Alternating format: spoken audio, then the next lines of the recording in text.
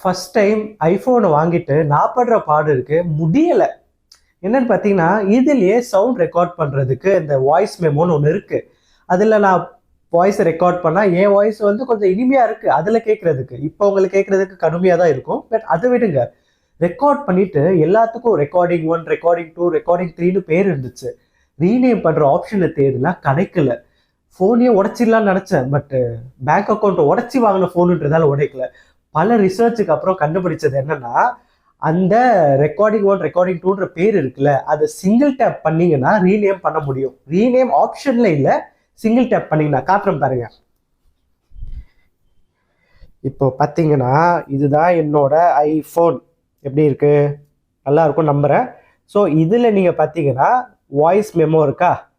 Already இவ்வளோ recording இருக்கு பாருங்க. எதையாவது ஒன்றுத்த சிங்கிள் டேப் பண்ணுங்க. சிங்கிள் டேப் பண்ணி ஒர்க் ஆகல. இப்படி டபுள் டேப் பண்ணுங்க. கடுப்பாக தான் இருக்கு ஐஃபோனில். இந்த மாதிரி டபுள் டேப் பண்ணீங்கன்னா அப்போ உங்களால் ரீநேம் பண்ண முடியும். அப்படியே மாறிட்டீங்கன்னா அப்படியே ரீநேம் ஆயிடுச்சு பாருங்க. இதுதான் ஐஃபோனில் ஒரு வாய்ஸ் மெமோவை ரீநேம் பண்ணுறதுக்கான எளிமையான வழி. I really miss Android. Video பிடிச்சிருந்தா லைக் பண்ணுங்கள், சேனலை சப்ஸ்கிரைப் பண்ணுங்கள். பாய். முடியலை.